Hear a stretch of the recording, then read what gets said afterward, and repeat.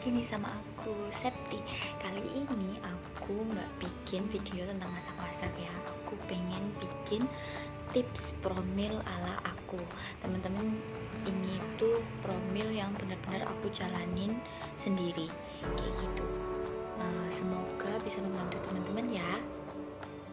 Dan sebelum ke tipsnya, aku pengen ngasih tahu ke teman-teman nih kalau aku tuh sebenarnya setelah menikah itu langsung hamil. Cuman waktu itu aku abortus atau keguguran teman-teman, karena ada beberapa hal yang nanti juga aku akan jelasin di tipsnya. Terus alhamdulillahnya setelah ngejalanin promil ini sekitar sebulanan lah, aku dapat kepercayaan untuk hamil, dan alhamdulillahnya anakku lahir di bulan Oktober tahun 2019 kemarin, kayak gitu. Tips yang pertama, tips yang pertama ini adalah teman-teman, hal yang perlu teman-teman ketahui ketika ingin promil adalah kesehatan reproduksi dari diri sendiri dan pasangan. Kenapa sih kayak gitu? Karena step lanjutannya itu nggak akan berguna ketika kesehatan reproduksinya teman-teman dan pasangan teman-teman itu tidak bagus. Jadi pastikan baik-baik bahwa kesehatan reproduksi teman-teman dan pasangan benar-benar tidak ada masalah, tidak ada penyakit bawaan atau apapun. Kalau perlu teman-teman harus periksa. Tips kedua, teman pastikan adalah kebahagiaan diri teman-teman dan pasangan teman-teman.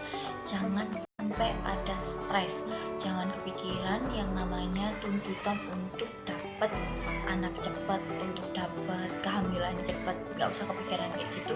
Yang penting adalah fokus teman-teman saat ini di program hamilnya teman-teman. Udah itu aja, jangan yang lain. Yang ketiga yaitu jangan kecapean teman-teman. Nah, ini adalah permasalahan yang ada di aku ketika aku hamil pertama kali yang keguguran itu. Jadi alhamdulillahnya sih setelah kita menikah, aku sama suamiku menikah, itu kita dapat rezeki banyak banget yang mengharuskan kita berdua untuk sering keluar kota hampir setiap minggu, dan kita nggak ngeh waktu itu kalau misalkan lagi dapat rezeki hamil kayak gitu.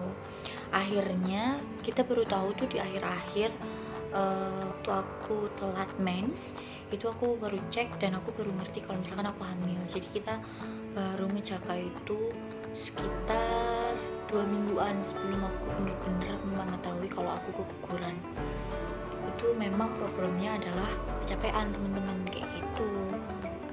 Jadi usahakan teman-teman jangan kecapean ya. Ini juga penting untuk promil karena kesehatan si sel telurnya dan si sel spermanya ini harus benar-benar dijaga dengan baik.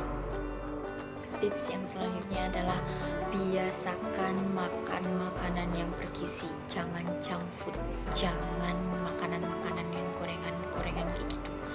Boleh sih makan kayak gitu, tapi jangan sering-sering. Ini problemnya ada di suamiku nih. Suamiku susah banget kalau soal makanan. Tapi nggak apa-apa karena aku lebih bisa jaga makanan daripada suamiku gitu. Jadi usahakan teman-teman makan makanan yang bergizi. Yang perlu teman-teman juga persiapkan adalah vitamin. Aku minum mulai dari madu, terus habis itu ada susu juga, ada suplemen yang mengandung asam folat, kayak gitu-gitu aku minum semuanya. Tapi yang menurutku paling berpengaruh di aku itu si Blackmores, Evolic. Ini aku dapat rekomendasi dari temanku yang juga program hamil, beberapa temenku ya, jadi nggak cuma satu aja, dan alhamdulillahnya mereka berhasil kayak gitu. Jadi aku nyoba ini dan alhamdulillah juga di aku tuh berhasil gitu. Kalau pakai susu aku itu agak enak, nggak, memang menurutku sih agak amis ya, tapi nggak tahu kalau teman-teman. Kalau menurutku susu untuk program hamil itu agak amis. Terus habis itu kalau madu aku nggak telaten karena harus kayak ambil sendok, terus habis itu nuangin dulu segala macamnya, harus inget-inget dulu habis makan segala macam. Nah kalau si Blackmores ini tuh cuman sekali dalam 1 hari, jadi aku cuman perlu nginget untuk minum si Blackmores ini dalam 1 hari itu sekali gitu aja gitu. Itu udah mencukupi kebutuhan asam folatku kayak gitu. Yang terakhir tips yang perlu teman-teman ketahui adalah ini saran dari dokter kandunganku. Dokter kandunganku menyarankan untuk merutinkan hubungan suami istri. Nah, rutin ini maksudnya sekitar 2 sampai 3 hari sekali. Ini kenapa? Karena katanya sih sel sperma itu beregenerasi itu sekitar 2 sampai 3 hari sekali gitu. Dan itu pun juga biar kita nggak kecapean kan gitu. Jadi biar berkualitas keduanya, dari sel telur maupun sel spermanya. Tadi beberapa tips dari aku, semoga bisa membantu teman-teman, dan aku doakan buat teman-teman semuanya yang sedang melakukan program hamil. Aku berharap dengan tips ini bisa membantu teman-teman untuk mencapai keinginan teman-teman semua, mendapatkan keturunan selekasnya. Seperti itu. Jangan lupa berdoa juga ya. Kasih tahu aku kalau misalkan teman-teman udah berhasil di kolom komentar. Thank you. Wassalamualaikum warahmatullahi wabarakatuh.